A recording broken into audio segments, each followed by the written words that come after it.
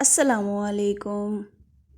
ایک شخص نے لوگوں کو کسی درخت کی پوجا کرتے ہوئے دیکھا تو غصے سے بے قابو ہو گیا اور گھر سے کلہاڑی لی اور گدھے پر سوار ہو کر درخت کو کاٹنے کے لیے روانہ ہو گیا۔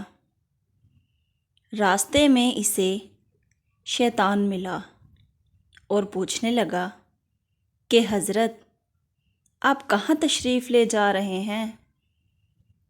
اس نے جواب دیا کہ کچھ لوگ ایک درخت کی پوجا کر رہے ہیں اور میں اس درخت کو کاٹنے کے لیے جا رہا ہوں۔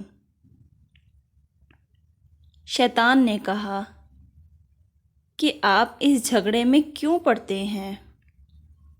جو مردود اس کی پوجا کرتے ہیں وہ خود ہی اس کو بھگتیں گے۔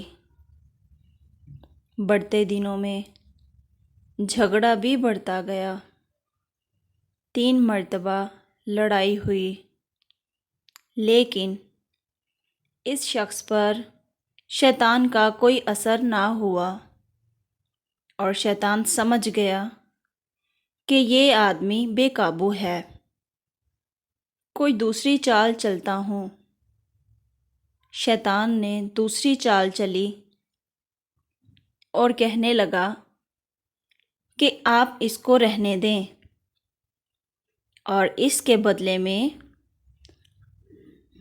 میں آپ کو 4 درہم دیا کروں گا۔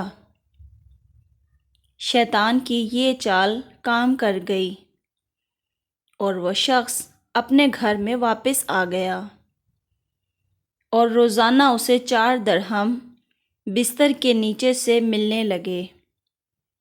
کچھ دن تو یہ سلسلہ چلتا رہا، مگر آہستہ آہستہ اسے درہم ملنا بند ہو گئے۔ جب اسی طرح کچھ دن گزرے، کچھ نہ ملا، وہ غصے میں آ گیا اور کلہاڑی اٹھا کر درخت کاٹنے چلا گیا۔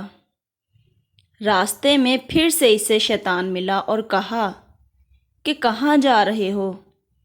اس نے کہا کہ وہ اس درخت کو کاٹنے کے لیے جا رہا ہے جو لوگ اس کی پوجا کر رہے ہیں۔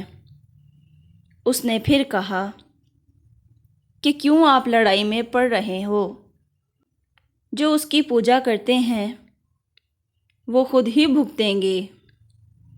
مگر اس بار اس شخص نے انکار کر دیا اور کہا کہ اب تو میں اس درخت کو ضرور کاٹوں گا، نہیں چھوڑوں گا۔ شیطان نے منع کیا، لیکن وہ آدمی باز نہ آیا اور اس نے مقابلہ کیا۔ اس آدمی کو شکست ہوئی اور شیطان نے اس آدمی کو چت کر دیا اور شیطان کہنے لگا کہ بس میاں، اب یہ کام تمہارے بس کا نہیں، کیونکہ پہلے تم اللہ کی رضا کے لیے درخت کاٹنے جا رہے تھے، لیکن اب 4 درہم کے لیے جا رہے ہو، اس لیے تم مجھے شکست نہیں دے سکتے۔ پہلے اگر میں پورا زور بھی لگا لیتا تو شاید نہ جیتتا، لیکن اب ایک قدم اور آگے بڑھے تو گردن اڑا دوں گا۔ مجبوراً اس شخص کو پیچھے ہٹنا پڑا اور گھر واپس جانا پڑا۔ جس نیک کام میں اللہ تعالیٰ کو راضی کرنا ہو، اس کام میں دنیاوی نام و نمود اور ریاکاری کا ذرا بھی دخل نہ ہو تو وہ عمل ہو کر رہتا ہے۔ شیطان اپنا زور لگانے کے بعد بھی اس عمل کو روک نہیں سکتا۔